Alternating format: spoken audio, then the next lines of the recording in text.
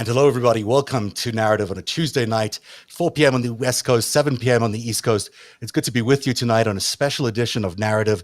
We're very excited to have a really special guest tonight, Richard Signorelli, who's a former U.S. attorney for the SDNY, the Southern District of New York. So he knows his way around some of the biggest prosecutions in history, and he'll know his way around the Trump prosecutions and maybe why Donald Trump is not getting prosecuted as quickly as many of us would have hoped. That's the big topic of tonight's conversation. We'll also look at Merrick Garland and how the Attorney General is doing at the DOJ. So that's coming up in just a few minutes. But hi, Heidi Kuda. How are you? Nice to see you. Hi, Zev. Happy to be here. We have a big show tonight, so we should probably get to the news pretty quickly. But I'm excited about Richard. I think it'll be really interesting. And viewers, listeners, whoever you might be right now, feel free to log on to the chat, especially on Twitter. We'll be monitoring that. Heidi will be monitoring that and making sure that we get your questions to Rich as we keep going on throughout the show. So without further ado, let's do my favorite part of the show, the starting block.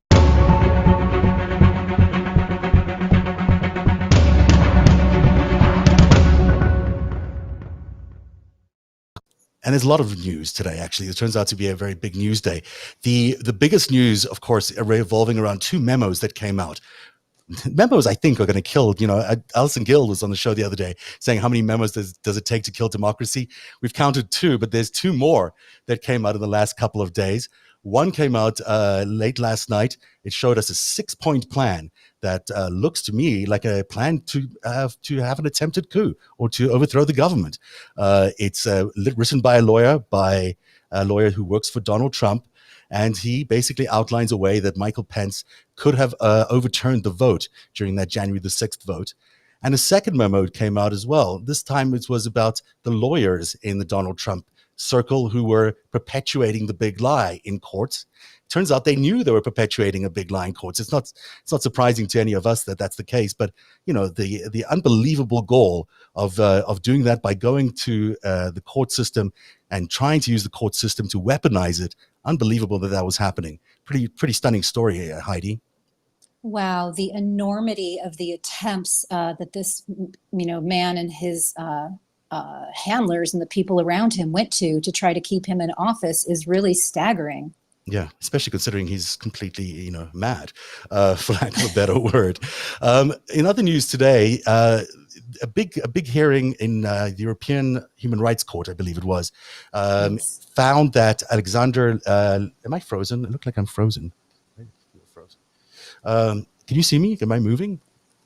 You are not moving, but I hear you just fine, Zeb. Well, who knows why that's happening? Let me try to figure that out quickly. I think I'm completely frozen. That's never happened before. So I'll just keep talking because at least you can see me frozen. The European Human Rights Court found out that there was a ruling around Litvinenko's assassination, which was the poisoning of this famous spy, a Russian spy, who was out there revealing all these details about Putin and how he's connected to organized crime, connected to the mob. And here he was poisoned in that terrible way. And it turns out that the European Human Rights Court now says what we've all known for a long time, that in fact, he was killed by Putin, or at least the Russians. That's not surprising, but it's pretty telling, right? I mean, at the end of the day. Yeah. I mean, it's been 15 years, and the grief that people feel is that there really was never any proper justice for this man and his family. So the fact that the Europe Rights Court came out and basically said, yes, this was a Russian hit is meaningful, particularly to his family, I'm certain. Absolutely. Now, tell us about the other big story in the news today, which was about the hack, the epic hack. Well, it's just incredible. I think that this is going to unfold. The epic hack will unfold like the Panama Papers. There is so much data to this hack that there is not enough people who have been following it and trying to probe it are still uploading the data. And this man that you see on your screen is the CEO, Rob Monster. He held a prayer meeting last week. He's a Christian libertarian. That's how he describes himself. He held a prayer meeting last week, which was fascinating because members of Anonymous were there, journalists were there. It was 3 hours and 40 minutes. A prayer meeting. So this was after the hack, he decides to have a prayer meeting? Yes, 2 days after the hack. And what's fascinating about it, Zev, is that he's clearly a very, very smart man. Should we And play a what clip he of the did- hack? Yes, go for it. Sorry, the prayer meeting. Curses put on these data sets. So it looks like it's really quiet, Heidi, this particular clip. So I don't think we're going to be able to hear it. But he talks about cursing something or other in this thing. Yes, yes. He does a number of things that are very interesting. In this clip right here, he's basically telling people who are viewing the data that they put a curse on it. So view it at your own risk. He also basically blames the vulnerability and the insecurity on a Russian dev team that he inherited. So that was a very interesting narrative. How convenient. And He happens to have a Russian development team. Just this, there's a thread in tonight's news because it's sort of on purpose, but it's all about Russia, of course. It seems to be everywhere in the news tonight that Russia is still very much interfering in our politics. There's another story, of course, a Rand Paul operative charged with taking money from a Russian oligarch in order to meet Donald Trump and pocketing some of that himself. Not surprising to see Rand Paul involved in that, but there's certainly a thread that Russia is still very much here. It's not going away. And when we return, we'll be talking to Richard Signorelli, former U.S. attorney for the Southern District of New York and a former criminal defense attorney, which is really important. And the guy's been to Princeton and Harvard. I mean, it's kind of impressive. We'll talk to him about what's going on with why Donald Trump is not being prosecuted, considering the enormous amount of cases that seem to be have emerged, criminal charges and others that we think should have been already charged to Donald Trump and some of his cohorts, and they haven't been. So we'll come back after this little break, and we'll tell you all about that with Richard Signorelli. Stay with us. We've got a special sponsor today. We want to thank Mural Guys Canada for sponsoring the brand new mural for our set. These mural guys are awesome. They're easy to install. Wall murals are the perfect solution when you're looking to decorate your home, office, or business. You can add drama to your interior, create instant accent walls, and get a completely new look in just minutes. Peel and stick wall murals from Mural Guys Canada are self-adhesive and allow you the freedom to decorate your home with absolute ease. Just peel, stick, admire, and enjoy. Murals are easy to install, and if you make a mistake, you can easily remove the panel and reapply without any mess. Wall murals are durable, washable, and printed with long-lasting, fade-resistant, eco-friendly inks, 100% made in Canada by really nice Canadians. Have an idea for your custom mural that you want? Custom layouts and design are free. That's amazing. Make your space stand out with a unique wall mural today. Contact Mural Guys at muralguys, M-U-R-A-L, guys.ca. That's CA for Canada. And if you use the promo code NARRATIVE, N-A-R-A-T-I-V, you'll get 10% off. That's muralguys.ca, promo code NARRATIVE for 10% off today. And we'd like to welcome Rich Signorelli to the show. Rich, thank you so much for joining us. You're a former U.S. attorney for the famed Southern District of New York, which we've all heard so much about in the last couple of years. You've also a former criminal defense attorney. That's very helpful in understanding this case, the cases we're discussing tonight. Former Princeton grad and Harvard grad. That's pretty impressive. Thank you for being here tonight. We invited you to talk about what we're feeling, which is the frustration around why no one in the Trump administration seems to have been charged for what could be an endless list of crimes. I mean, it's been a while and nothing seems to have happened. So let's get your take on that, and we'll dive a little deeper into some of the crimes in particular. Why is it taking so long? First of all, thank you for having me, Zev and Heidi. I don't know why it's taking so long as to certain things, but generally speaking, it's a very complex investigation. We, the public, will not know anything or should not know anything about what's going on behind closed doors with regard to, for example, the investigation into the insurrection, the planning, overthrowing our democracy, and similar things. And so the hope is that things are going on behind the scenes. Garland is doing his duty. He's exercising sound judgment. And at the right time and in the right way, prosecutions will be, indictments will be filed, arrests will occur, and hopefully, Trump will be brought to justice. But we don't know. And the concern that some of us have is that Garland may be waiting so that other criminal proceedings take place, for example, in New York, or for the congressional investigation to take place. I believe that would be a huge mistake. I hope he's not doing that. I don't think he's doing that, but I don't know for sure. And the reason is these things take time. He has, the Department of Justice has the most power to hold Trump and his accomplices accountable. There is no other organization that has his power to subpoena witnesses, issue search warrants, compel witness testimony, and persuade witnesses. Zev, can you hear me? Yes, I can hear you, Heidi. Wow. And persuade witnesses to turn state's evidence, to use the power of federal criminal prosecutions. And so hopefully he's working behind the scenes, but this is not easy. It's very complicated. This is what really concerns me. There are cases he could bring now. He should have brought now. It is concerning. Yeah, go ahead, please. I'll give you two big examples. Mueller obstruction.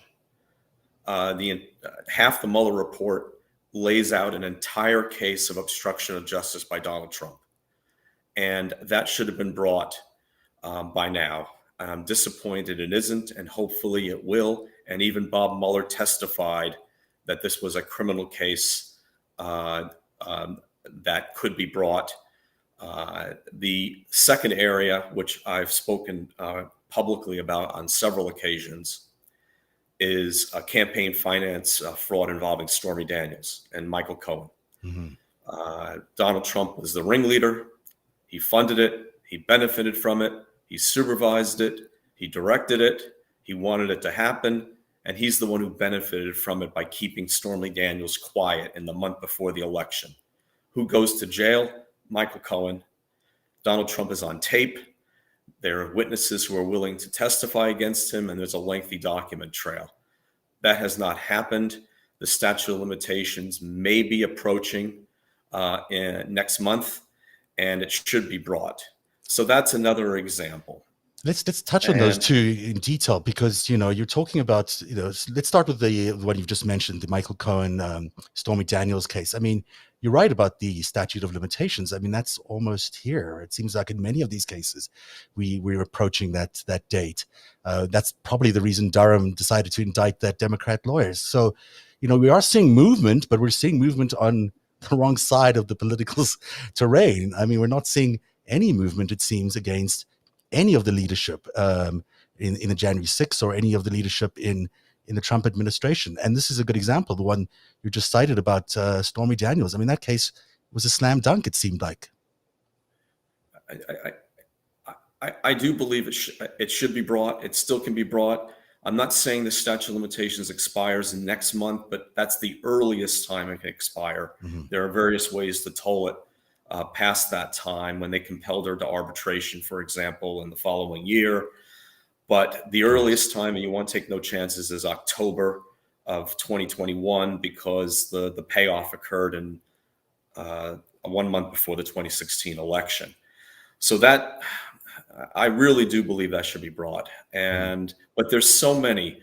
And this gets to the theme of, should Donald Trump be tried with one complex case, or should be tried in separate cases? Actually, it should be separate cases. He's committed separate crimes in different jurisdictions, federal and state, and he should be tried. He should be charged and tried in every single one of them, without exception, and keep him on the ropes and try him on the basis of the law and the evidence, bring him in a court of law, and start holding him accountable. Because the reason he did what he did and is still doing what he's doing is because he has never been held to account. He has always been able to get away with everything his entire life. He is a bully. He uses lawyers to protect him, and accountants and other advisors. He insulates himself. He's almost like a mob boss. He speaks in code. He's not a very bright man. He's not a well-read man, but he's almost like an idiot savant as far as his criminality is concerned. But the time has come to bring him to justice. And I'll give Merrick Garland the most important reason to pursue Donald Trump sooner rather than later. Every day, Donald Trump is doing tremendous damage to our democracy. He's being assisted by right-wing media, by corrupt, dishonest, and craven GOP elected officials at the state and the federal level. And he is supported by millions of voters in this country who have been lied to repeatedly, only look at right-wing media, and they believe every word and every lie that Donald Trump tells them. Every day our democracy gets weaker. Donald Trump, I am convinced, will run again, even if he's indicted, even if he is a prisoner. He will run again as a political prisoner. And he will get the nomination from this corrupt party that is the GOP. But the only way to undo some of the damage or most of the damage he is doing to this country is to charge him criminally. That's not to say civil lawsuits will not be also very effective. They will be, but he must be charged criminally. No person should be above the law. He's been taught a very important lesson in his life. He can get away with anything, and he will do anything he feels he can get away with, but it has to stop. And hopefully Merrick Garland will start pursuing him and bringing charges. I would like to address the difference between state charges and federal charges, because I think it really matters here what is going on. It's important that Donald Trump be charged with any crimes he's committed. Now, he's committed state crimes. He should be the subject of state prosecutions. And the same goes for federal crimes. But there's a particular advantage that federal prosecutions can bring to bear against someone like Donald Trump. First of all, the penalties are severe upon a conviction. Second of all, there's less of an opportunity for Trump and his lawyers to delay the process. It won't happen right away, but I expect the federal prosecution of Donald Trump to be completed within 1 year to 1.5 years at most. Oh, really? A state prosecution could be delayed more than that. Now, a lot of people will say, wow, a year is a long time. It really isn't a long time. But in federal court, there are fewer opportunities to bring what's called interlocutory appeals in the middle of a case, which delay the case. In state court, there's a greater opportunity to do that. And hopefully it'll be limited by a good judge, state court judge. But in federal court, things will proceed in a more orderly fashion, a more timely fashion, and the penalties are severe. And that might even give Donald Trump an incentive to perhaps cut a deal if he feels the evidence is overwhelming. Don't expect that's going to happen, but if he feels he's going to be facing draconian penalties upon an almost certain conviction, he might consider something like that, though I believe in all the federal cases, in any federal case that's being brought against them, and also state cases, it will be a trial, more likely than not. That's so much there that you've just given us such a lot of information. He famously said once that he could shoot someone on Fifth Avenue and get away with it. Is there a scenario that maybe he is above the law, or at least has a deal of some sort of cooperation agreement or something that has given him the confidence to do these crimes? Is it perhaps that he's, is it that, or could be a counterintelligence thing? Is he an intelligence asset maybe for Russia, and therefore they're dealing with it in a counterintelligence way? Like, are there reasons beyond the obvious legal ones that he's not getting prosecuted? I don't think so. I don't think he is. I don't think he's a competent intelligence asset. I don't think he's a competent cooperator. I think it's a matter of, these are complex prosecutions. Garland took office, I believe, in February. He was confirmed. Lisa Monaco, I believe it was several weeks later, his deputy attorney general, who he relies upon a great deal. These things do take time, especially the crimes that are ongoing and that took place after the election and through January 6th. That's relatively recently. But as and you point hopefully out, Robert Mueller gave us his report 4 years ago. I mean, it seems like that it was already investigated.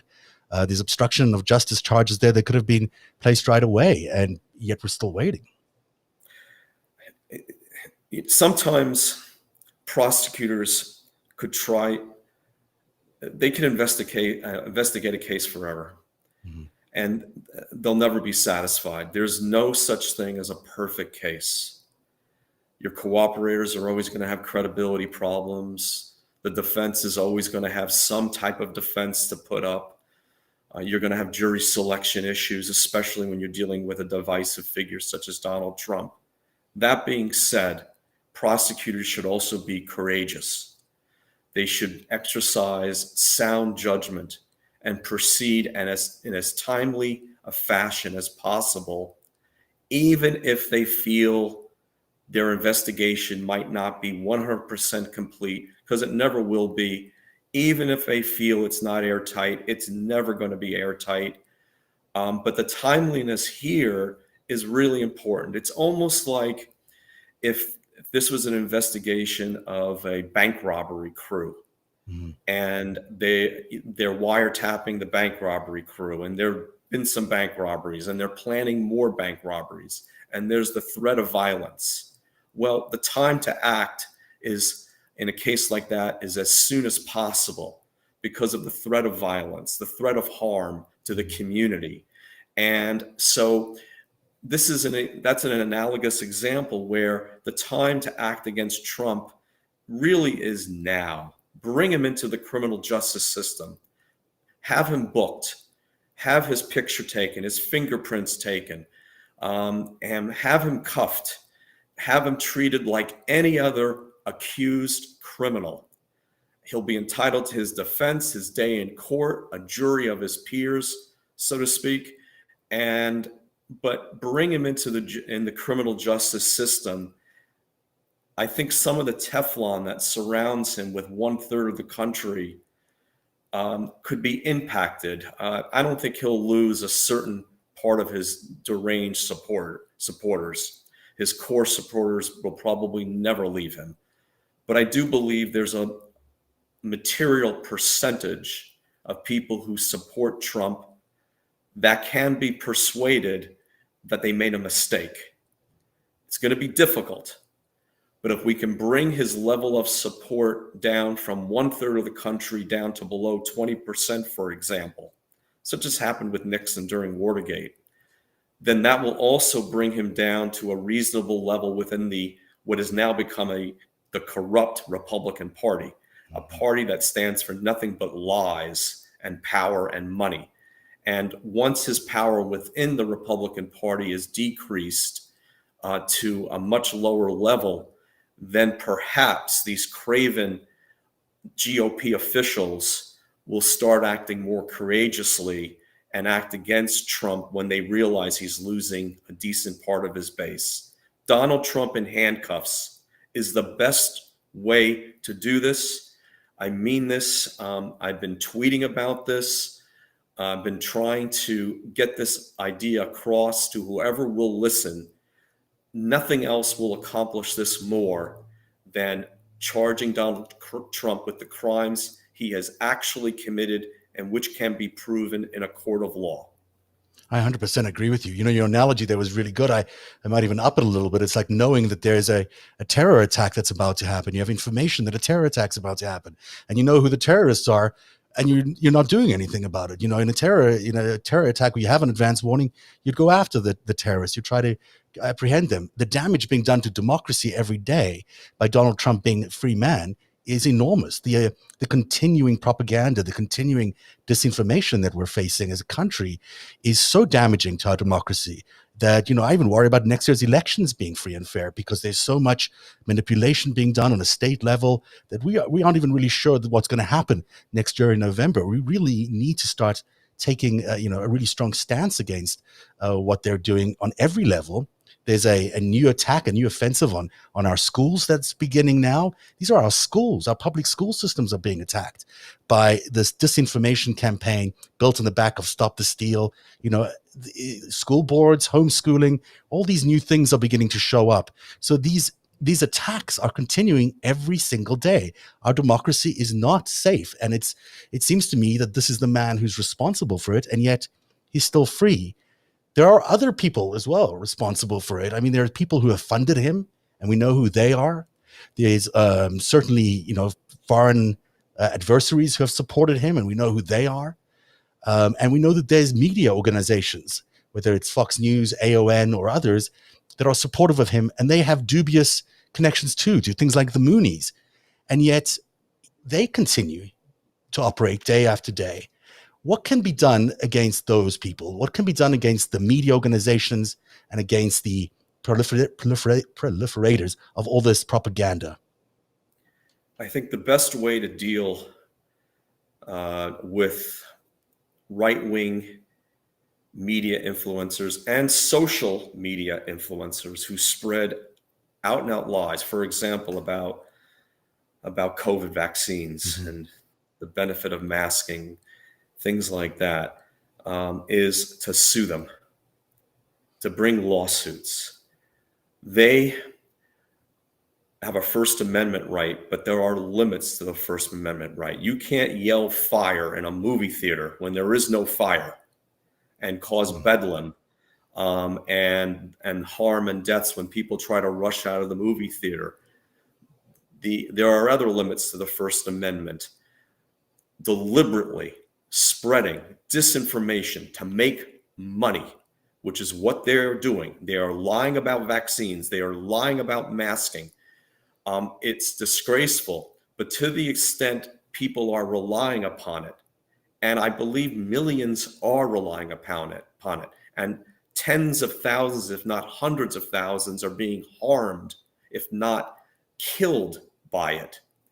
And lawsuits, civil lawsuits, against right-wing media companies, the principals of the right-wing media companies, and the media figures who appear on right-wing media who are spreading these lies. Let's not leave out the dishonest folks on social media who are doing the same thing. Those folks who have huge accounts, 1 million followers or more, and who are just lying. They know they're lying. It can be proven that they're lying. And people are relying upon it. They're not getting vaccinated, and they're being hospitalized. Many are dying. So civil litigation is probably the best way to deal with that. Whether any of those things cross the line into the criminal area, that would be a more difficult obstacle to overcome, but it's not impossible. For example, let's take the Regeneron example in Florida. You've got Governor DeSantis, who instead of pushing vaccines and masking, is pushing Regeneron. Perhaps not coincidentally, one of his major donors is an investor in Regeneron. Now, Regeneron is apparently an effective therapy once you come down with COVID. It's very important treatment. But wouldn't it be better? Wouldn't it be cheaper and safer for people to avoid getting COVID in the first place? Why hasn't Governor DeSantis not pushed the idea of vaccines for many months? He did so in the spring and he stopped, and now he pushes Regeneron. Why do that to the exclusion of vaccines? And, don't even get me started on his policy on masking. How can a governor in good conscience not push masking even for those who are vaccinated, given the spread of these variants? There's no downside to this only an upside, safety and protection of his people. So there's an example where if it can be proven DeSantis is being influenced by money and power to spread disinformation or not to do the duty that he was elected to do, then that possibly could be a criminal case.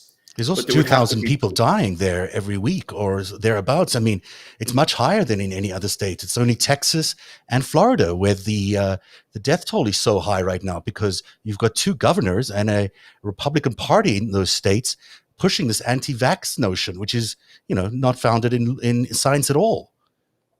It's disgraceful, and let's not forget also civil lawsuits against the political figures, because they do not have unlimited immunity to say and do whatever they want to do or not do what they're supposed to do. Unfortunately, the voters made a big mistake with these governors, and many voters are not informed. They're not exercising their own sound judgment, and they're voting in people who are more concerned about their own electoral prospects than protecting their people. And hopefully there will be changes in 2022 in Texas and Florida and Georgia, for that matter. Three big states with three important governor elections. And hopefully the people will choose life over death and will choose an honest politician over a craven politician when it comes to it, even if they vote against their party. And I would strongly urge them to do so, to save themselves and their communities. You talk about civil cases. Who can bring those cases? Who can be the plaintiffs there?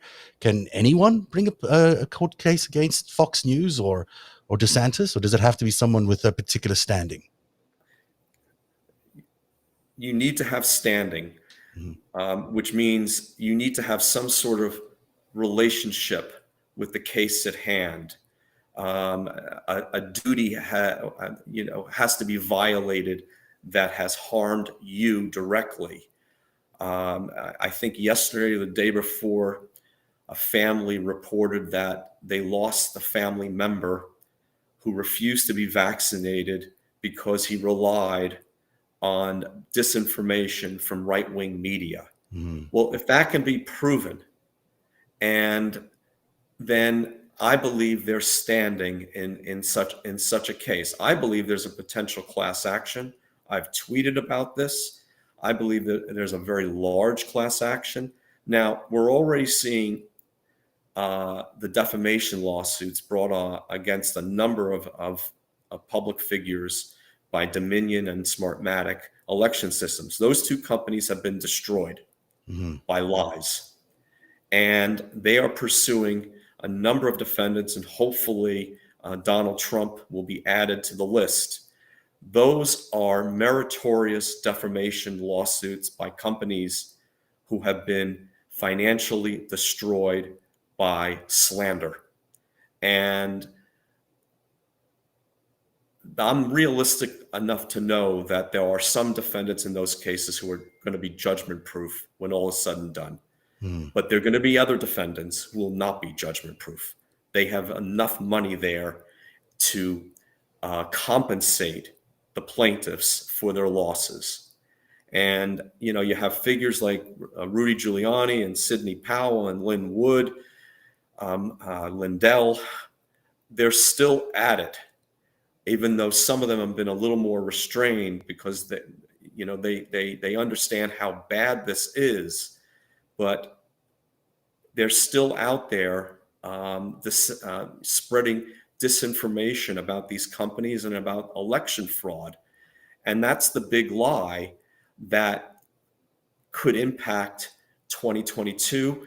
And really, it could impact 2024 with the counting of electoral votes. 100%.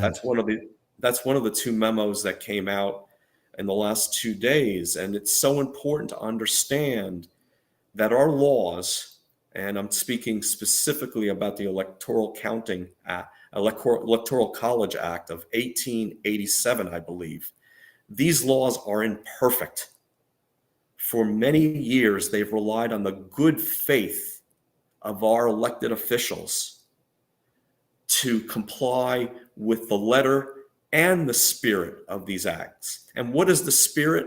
The spirit is to not to abide by the votes of a majority of the voters in each state in counting electoral college votes. That good faith has been thrown out the window by a sociopath by the name of Donald J. Trump. And unfortunately, this sociopath is not acting alone. If he was, he would get nowhere. But he is being enabled by a host of figures and entities, either out of ignorance, cravenness, a lust for power, a desire for money, or a combination of those. And the real threat is that the various holes and ambiguities in things like the Electoral College Act can be exploited next time successfully. This is why I think Garland is doing an investigation, because those of us who follow this, who worry about this, think, how can he not be doing an investigation? It would be a complete dereliction of his duty. Exactly. It's a good point you make there. The memos you mentioned that came out, that the one was about the lawyers, knowing that they were committing fraud as they were presenting their cases to the courts. The other one was a 6-point plan. It seems to me like a blueprint for how Mike Pence could have basically subverted the will of the people and, started a coup on January the 6th, that details in great detail the 6 steps he should take in order to nullify the vote of American people and overturn the vote on January the 6th. He chose not to do that at the end, but the plan was written by a Trump attorney. And so you've got real motivation there. You've got proof that he premeditated this act, that he wanted to do this coup. That's right. And that's a dangerous memo, because you've got a man, Eastman, who is not stupid.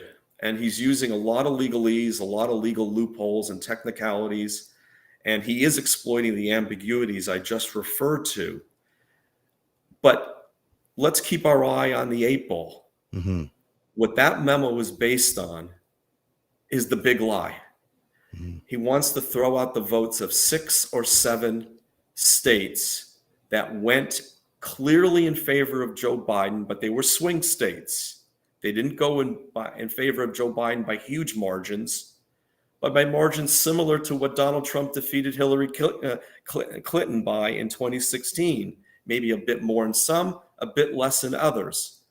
But Donald Trump clearly lost those states. But the whole idea behind that memo was Pence and Trump's enablers articulating the lie that there was election fraud in those states, that there were irregularities in the voting in each of those states. And let's take a step back.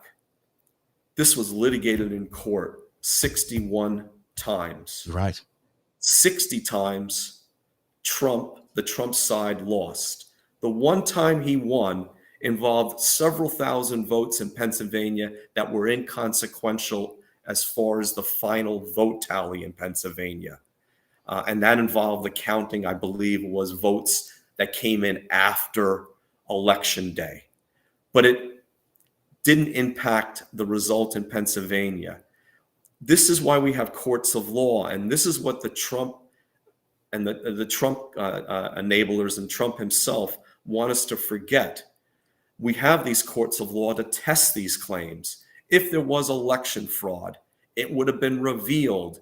It would have been proven in these courts. Never in the history of our country have so many lawsuits over a presidential election been filed. Donald Trump had a team of lawyers throughout the country filing one lawsuit after another. Now, I will respectfully contend that every one of those lawsuits, except the one in Pennsylvania involving several thousand votes, was absolutely frivolous. But the fact that they were brought, they got their day in court, and they lost fair and square. That Eastman memo, This is how dangerous that Eastman memo was. And he's lost sight of the forest for the trees here and what our democracy is all about. That memo sought to put himself, his legalese, these legal loopholes in place of a fair and free election. It would have basically thrown out the votes of 6 or 7 swing states, tens of millions of people who waited in line, who duly filled out their ballots, who cared enough about this election to vote. And he was just going to throw all that out and either let Donald Trump win on January 6th by not counting the states Biden won, and therefore Donald Trump would have a bare majority of what was left, or delay it enough and send it back to the state legislators where the Republicans controlled a bare majority, I believe 26 states out of the 50, and assuming they would all go in Donald Trump's favor. What would the end game be? The end game would have been the end of our democracy and probably civil disorder, because that's an actual stolen election. And that's the biggest irony of it all. The stolen election that Donald Trump frivolously lies about every single day, he wanted to do himself. It is projection of the most dangerous type. And it's unfortunately still propagated. Laws are being changed. Gerrymandering is going to be extreme this year. Voter suppression bills are being filed left and right. And our imperfect system, which relied so much on the good faith of honest elected officials, is going to be tested again, and we may lose. And this is, my worry, about what is going on. Shame on Eastman for what he did. Shame on all the lawyers who should have known better, who were assisting Donald Trump in doing so. So easy for them to use a legal memo to throw out the votes of tens of millions of people. But they should ask themselves whether that was the right thing to do. And what would the result be for this country, and what disaster it would have resulted in. And unfortunately, Donald Trump lied. He lies about everything. He lied to us about going quietly into the night if he lost. He is more dangerous and active now than he was, after Inauguration Day. And he's getting more dangerous every single day because he fears criminal charges. This is what it's all about. He also doesn't like to lose. He can't admit that he lost. He's a malignant narcissist. He can't psychologically accept defeat. He gives a new definition to the term sore loser, but it's a sore loser that really jeopardizes the foundation of our country, our democratic values. I took, like many people, before 2016, before Donald Trump, I actually took for granted that our democracy would last for, my lifetime. I don't take that for granted anymore. I don't think anyone should. And I believe it's clearly being threatened by Donald Trump, along with his many enablers. Absolutely. I call them the enemies of democracy, and they certainly are broad ranging, and they do include foreign nations. We have been reporting here a narrative. Oh, I seem to be frozen again. I don't know what happened to me. 1 second. I can hear you. Okay. One of the things I was talking about was the Russian influence in January the 6th. We reported here that there's a person who appears to all of us as a Russian agent who was involved in orchestrating January the 6th. And now we're learning there were others involved, and we'll report on that in the next few days. But, we're looking at an operation of a huge scale that includes operatives from other countries. It includes organizations like the Epoch Times, which is a front organization for a Chinese religion that seems to have connections with the Xi regime over there. There are various organizations, media organizations like AON and Newsmax that are of dubious origins. The Facebook and other social medias are just, are very troubling, especially Facebook. It seems like such a broad ranging group of enablers that are both domestic and foreign.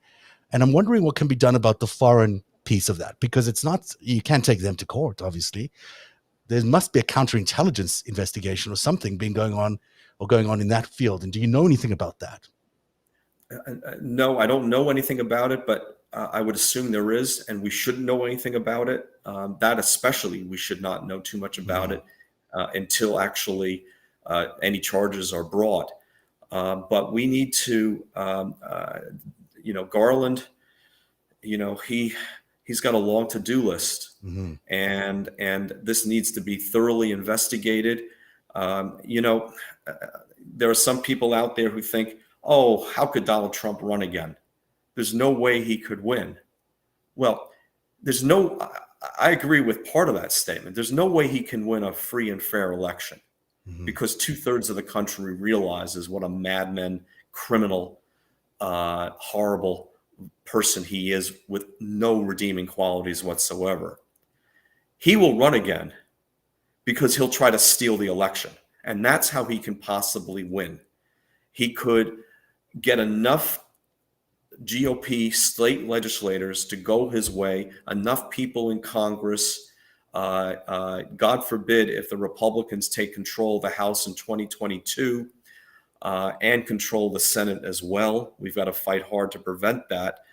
But he will run to try to steal the election. And part of that equation, Zev, is the assistance of foreign actors who will try to infiltrate social media such as Facebook again, but perhaps do even worse. The big concern in 2020 was can they actually impact the counting of votes in certain swing states? And there were a lot of protections put in place. There was no evidence that they were able to do so. But who knows what they would be capable of doing next time? Donald Trump is Putin's best friend because he's so incompetent. He's so unstable. He's so subject to blackmail. He's so subject to bribery. Who knows what the two of those talked about in private with only an interpreter present? And Donald Trump, not surprisingly, ripped up those interpreters' notes. But I've always felt that the interpreter should be examined. I know that's breaking protocol. Normally, you don't ask an interpreter what's being said, but this is not a normal situation. So Donald Trump will run again in 2024, even as a political prisoner or as a political indicted defendant. He will claim he's being indicted because of political reasons, and he will try to get the help of foreign and domestic actors to steal the election. There is no bottom. We cannot normalize this situation anymore. Who could have envisioned January 6th before it happened? A few of us were a little paranoid about it. Turned out we were right. In fact, we underestimated, what he and his enablers were capable of. And so I do believe the FBI and DOJ and other agencies are hopefully investigating and staying on top of foreign interference. That seems to be a top priority. But let's not forget about the domestic side of it.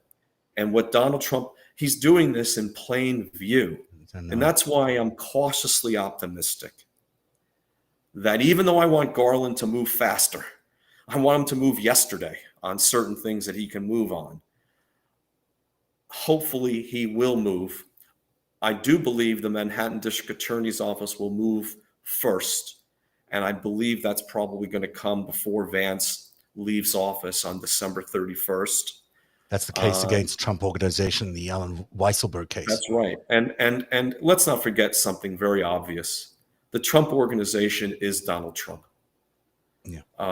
He controls everything in that organization. No question about it. And I do believe Cy Vance has turned several people in that organization, McConney, for example, Was that Maybe new stack of documents that they found in, they think, calamari's basement? That sounds significant. If there's tax documents there, it was in one of their right? basements. Now, if it was in a cooperator's basement, it was given over voluntarily. Mm-hmm. I think it's more likely it was the subject of a search warrant, because that's how the defense attorneys know about it. That was probably revealed. Right. Good point. Now, if I may say something about Weisselberg, this is an interesting dynamic that's going on in that case. I have predicted, against other views, that Weisselberg, if rational and if given the opportunity, will cooperate. Because I do believe, and I know his two attorneys, they're very competent, that that's what they're advising him to do, because it's a very good case against him. He's looking, even on a guilty plea, realistically, he's looking at least 2 years in an upstate prison. That's awful. That's not a federal country club prison, nor do those exist, by the way. But it's not a federal camp. That is an upstate New York State prison. And I do believe he's realistically looking at 2 years on a plea, 2+ years on a plea. If he goes to trial, even more than that. But if he cooperates, he could probably work out a deal. Yeah, he's going to be a convicted felon. Yeah, he's going to have pay financial penalties. He's also going to have to work out a deal with the feds, because he's committed federal crimes too. Tax evasion is both a state crime and a federal crime in those states that tax income and other things. But I don't know if he has the opportunity anymore. And the reason I say that is, if they've turned McConney, and I think they have, and maybe the Calamaris, though I'm not sure about those two, and maybe others we haven't heard of, and maybe lawyers who have worked for the Trump organization, then they might not need Weisselberg. And let's not forget, Weisselberg is not a low-level guy. He is acting allegedly with Trump to commit the crimes that have been charged in the indictment. And so what could be going on there is, either the prosecutors don't want to give Weisselberg a sweetheart deal because he's such a alleged high-level co-conspirator, or they don't need him, or they're still trying to convert him to being a cooperator, because obviously their main target has to be Donald Trump, who is the Trump organization, who controls that company. And Michael Cohen has testified that nothing happened in that company without Donald Trump, giving his approval and say so. It's a document-intensive case. You need some insider witnesses. They might have it already. I don't think Vance wants to leave office without doing his duty in this case, and that would be the charging of Donald Trump, perhaps his adult children, if there's evidence to support those charges. That could be coming next. My gut tells me it's very possible, if not likely, it's going to happen before the year's end. But Vance is going to go with the evidence. Sorry, do you think that before the year's end, we're going to see indictments of the Trump children? If there's evidence, Vance will not shy away from it. And there's an historical precedent in Vance's own career. A lot of people say, oh, Vance let the children get away with Right. I was going to ask you about the Trump Soho Project. Yeah. Trump Soho Project was a condominium timeshare situation, not really in Soho, but near Soho, but they said Soho to raise the values. And the Trump children came really close to being indicted. And Vance made the judgment that they should not. He's defended that publicly. He did and he something similar. He got a check for his campaign. He got a $25,000 check from the Trumps. And he says that had nothing to do with it. I do believe Vance has integrity. Now, let's look at the historical precedent with someone else, Harvey Weinstein. Harvey Weinstein was alleged to have groped a woman at a bar in Manhattan. She brought this to the attention of the Manhattan District Attorney's Office. They decided there was insufficient evidence to charge Harvey Weinstein. Vance caught a lot of flack about that. Harvey Weinstein has now been sentenced to 25 years in jail for related sex assault crimes by Vance. And I do believe Vance has integrity. He will go where the facts tell him to go. And then it's going to be in the very capable hands of Alvin Bragg, who I supported for district attorney, who will take over on January 1. Now, let me say a word about Alvin Bragg. Many people may not know that name unless they live in New York. Alvin Bragg was a former assistant U.S. attorney in the Southern District. He was one of my adversaries and in a bank robbery case when I was a defense attorney. And then he became a chief of the Attorney General's office, and there's Alvin Bragg. And then he became a chief in the New York State Attorney General's office. Well, he's going to complete the trifecta, in effect, and he's highly favored to win the election, having won the Democratic primary. And he will be the next district attorney for New York County, which is Manhattan. And he now has relationships with both the Southern District, the New York State Attorney General's office, and of course now he will soon be in charge of the Manhattan District Attorney's office. And I don't think we can have a more capable person to follow through with what Vance has begun. And so I'm cautiously optimistic about that. And I'm going to even take a chance and say I'm cautiously optimistic on Georgia and Fannie Willis, because I just believe that is clear state election fraud. And I think I'll call her Fannie. I think she's going to come through for us. I think she's going to come through for the country. I hope she doesn't mind. And I think she is doing this very carefully. She's hired some good people. But that brings back the Garland point. If you look at the New York State indictment, they mention the feds over and over again. And state tax evasion is federal tax evasion in New York State. They're almost begging the feds to get involved. I would like to think there is a federal tax investigation going on right now about Donald Trump. And similarly, in Georgia, election fraud is both a violation of state law and federal law. We have Donald Trump on tape telling Raffensperger, I need the exact number of votes plus one that separate myself from Joe Biden. And that's the contemporaneous powerful. memos from the DOJ. I mean, there's evidence that this is exactly what they were pursuing.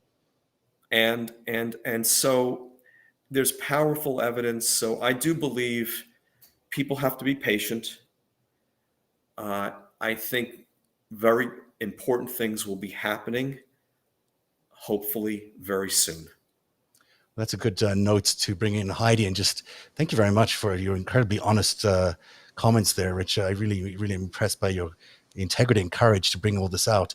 Heidi, I know a lot of people must have comments on the chat. Yes, they do. Are there any questions or any things that they would like us to tackle before we say goodnight to Rich? The number one comment was preach, preach, preach. You give us hope. Like that was just an elixir for so many people who are frustrated. Another comment was so many spiders, so many webs. I really love that. They're asking what they can do. Do they need to flood the White House with letters? How can our viewers be helpful? That's one of the main questions that came through. Why don't we try that? That's a terrific question. I believe one thing they could do, when you're talking about prosecutors' offices, for example, it's not so much the White House. It's really the state and federal prosecutors. They are public servants. Their offices are funded by taxpayers. And citizens have a right to contact those offices and put in their 2 cents. They'll eat, and all of these offices have a specific department that is assigned the responsibility of responding to citizens' concerns. So people can call. People can go on their websites. There are forms you can fill out where you can give your 2 cents. Now, and I believe that's so important because, those of us who are on Twitter, and I refuse to do Facebook, but those of us who are active on Twitter, we see a lot of these people. I see the people, Heidi, that have just spoken to you, and how worried they are, and the trauma that they've gone through, and the post-traumatic stress disorder that they experience whenever Trump, rears his horrible voice and visage and talks about election lies. Well, call the offices, write to the offices, do it in the appropriate way. Make sure your voice is heard. And those those things, they have a system for taking this down. What I have tried to do, I'm just one person. I've tried to write directly to some of these offices. I don't know whether it has any impact at all. But hopefully, collectively, we can have an impact. What about the class action lawsuits? If there are people who are injured directly, how do they go ahead and find a way to proceed with these class action lawsuits? I think they have to find a class action lawyer, a plaintiff's class action lawyer, a good one, a reputable one. And there's so many online resources to find out who has done the big cases out there. And you see if they're interested. These are not going to be easy cases to bring, for example, against right-wing media. But they should at least be considered. And for some of these families, they can prove that their deceased family member did not get vaccinated because they relied on blatantly false information propagated over the airwaves. So, that's something they can do. Contact lawyers, spread the word to their local papers about, the fact that their father, their uncle, their grandfather was killed because of these lies. And maybe we can start chipping away at the hold that Donald Trump has over his followers who have been lied to so much, and it's so difficult for them to realize how they've been deceived. Heidi, anything else from the chat rooms there? Did anyone else want to comment? Oh, so much. Many, many questions on what McConnell's role, what role Mitch McConnell may have played in all of this. There's a lot of concern that he has wielded way too much power. Well, the ironic thing is McConnell, I think, has overplayed his political hand. This is a man who, a somewhat intelligent man whose whole political career has been based upon power, maintaining power at any cost. He overplayed his hand because he normalized a psychopath. And I agree with some folks on Twitter who have recently written that McConnell would love for Donald Trump to be indicted and prosecuted. In fact, he almost said so much in his remarks during the second impeachment proceeding and after January 6th. At the same time, McConnell, I agree with Mary Trump, McConnell is probably the most dangerous, nefarious figure in American politics because he's just so obsessed with maintaining power or regaining power despite everything else that's important in this country. And this goes beyond Republican, Democrat. This is right or wrong, honesty versus dishonesty. And we can argue about the details of infrastructure plans and everything else, but everything goes out the window. Everything that's important to us if we lose our democracy. And McConnell, I don't think completely realizes this.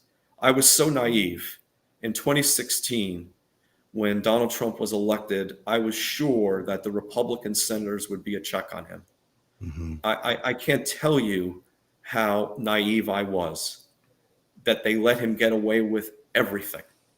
And there's not a thing they stopped him on because they got their judges, they got their tax cuts, and And they forgot about what's really important in this country: integrity, our democracy, and our Constitution. And once we lose it and we're going down that road, McConnell's going to feel real badly about it in the sunset of his life, but it'll be too late. Apology not accepted. So Absolutely. McConnell, so Heidi, I don't know if McConnell is, I doubt very much that he crossed the line into criminality, but he crossed the line, in my opinion, into immorality, and not caring about our democracy and caring about too much about the wrong things. So Good answer there. Heidi, any others from the audience, or? Yes, one more. our audience has one very simple question. Is Trump a mobster? And is his global reach to other mobsters part of the problem? Is he too big to prosecute? That's a good question. Yeah, I don't believe anyone should be too big to prosecute. And I think there's historical examples of that. First of all, is he a mobster? He acts like a mobster. Is he involved directly with what we would consider traditional organized crime families?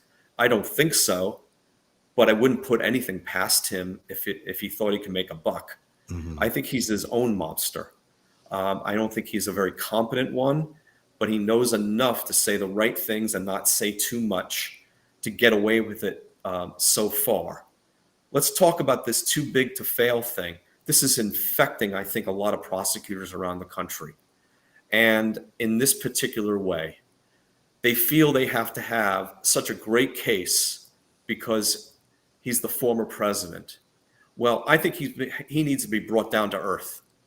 And I think the first indictment will break the ice. And then I think there's hopefully will be a number of indictments after that. He is not too big to prosecute. Quite the contrary, he must be prosecuted. And let's look at the historical precedents. And there is a number of them. In the political sphere, Richard Nixon was forced from office. He would have been prosecuted, except he was mistakenly pardoned by Gerald Ford, probably for altruistic reasons, but Gerald Ford made a mistake because that was a very bad precedent. But he was forced from office. Spiro Agnew pled guilty to felonies and was forced to resign. Bernie Madoff. Bernie Madoff was Mr. Untouchable, the most in-demand person in certain financial circles in New York and around the world, actually. Well, he died in prison. John Gotti was the Teflon Don. He beat 2 or 3 cases, and he bought jurors off. He did it corruptly, but eventually he died in prison, a life sentence in maximum security. So he suffered the consequences. There's so many others that you see with the Enron scandal and everything else. These are very powerful people who were brought to justice. Donald Trump is no different than any other criminal, except he's killed more with his COVID dishonesty and who knows what else with the COVID. But he lied about COVID repeatedly, thinking it could help his political career. And he was also just horribly incompetent. So he's done so much damage to this country. And really importantly, he's doing damage as we're conducting this interview right now. He's plotting how to take back control of the country. And if you want the number reason to pursue him right now and not let bygones be bygones, it's that he's hell-bent on destroying us in plain view.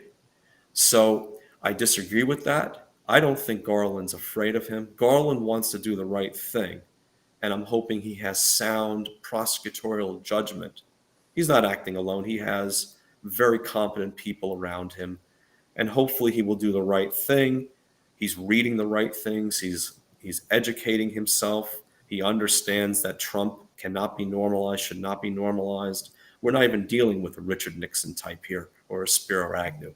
This is a whole different sort of madman and criminal. And hopefully he realizes that, and hopefully he'll act at the right time in the right way, and hopefully in multiple ways. So I hear this a lot on my Twitter feed too, Heidi. And a lot of people uh, uh, say that he'll never get prosecuted. They're losing confidence. And I wrote to the Southern District and I said people are losing confidence in the criminal justice system. And I think perhaps temporarily with good reason.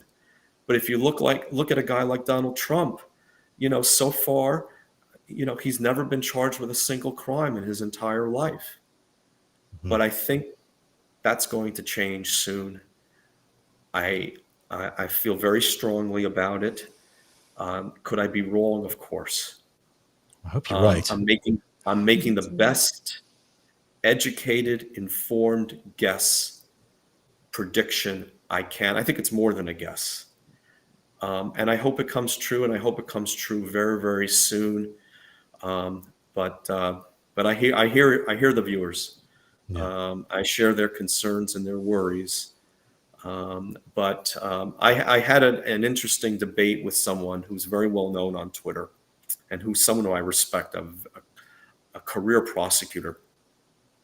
She believes that Trump will be indicted by the Department of Justice.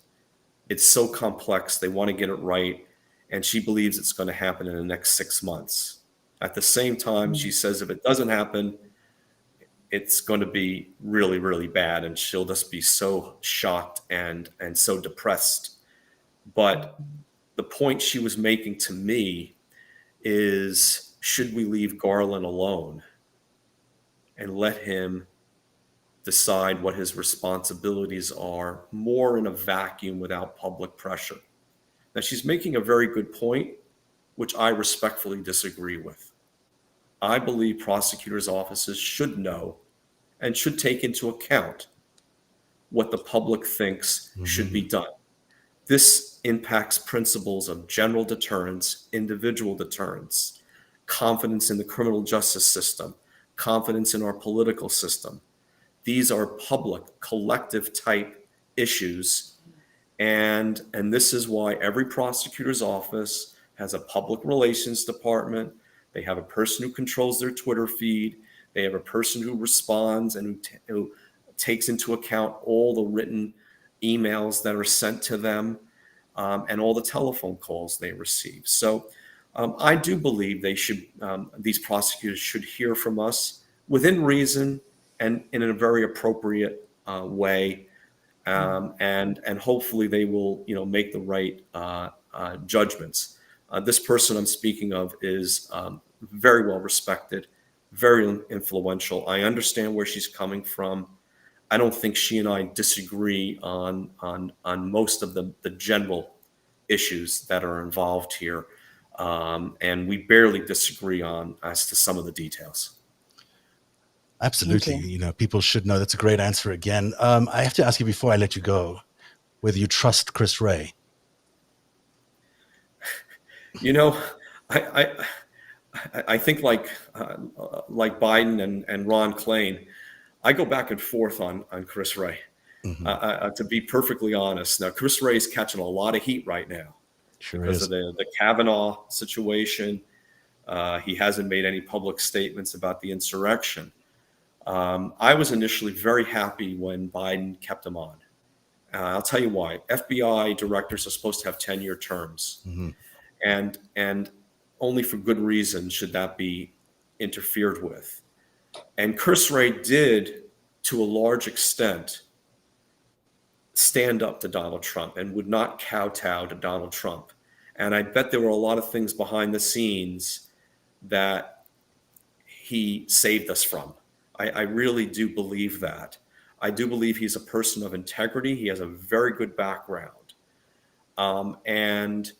That being said, should he be making public statements about the insurrection, about the investigation, maybe in a very general way that we're going to leave no stone unturned? These things are continuing. I can't talk about them, but everyone who's involved, including the planners and organizers, should be brought to justice. I think that would do a lot of good. It wouldn't do any harm.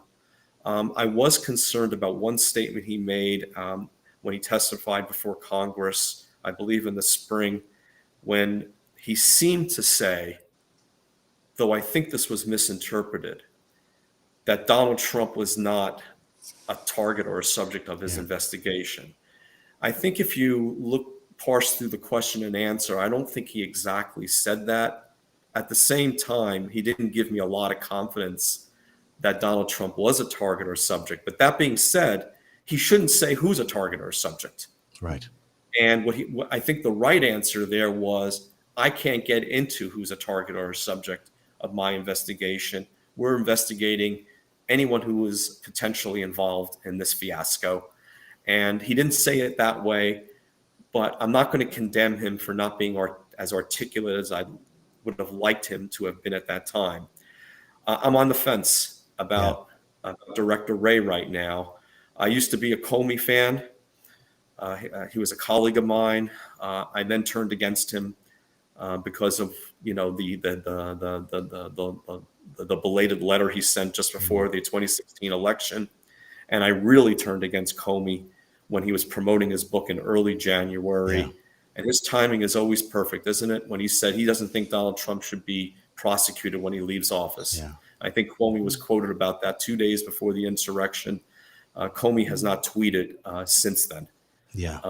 And so I'm no longer a fan of Jim's, and it's unfortunate because I do believe he was a person of the utmost integrity, but I believe he made serious errors of judgment.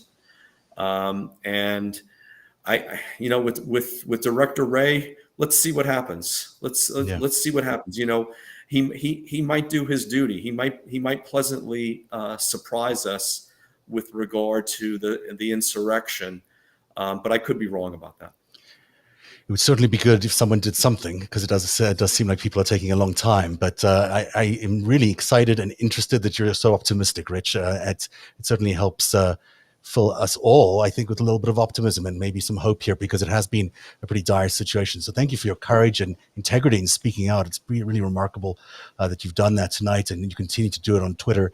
People could follow you on Twitter at Rich Signorelli. Is that right? That's correct. Okay. And I hope everyone does and continues to support and retweet you. Thank you very much for spending this evening with us. We really appreciate your time. And I hope you'll be back again on Narrative.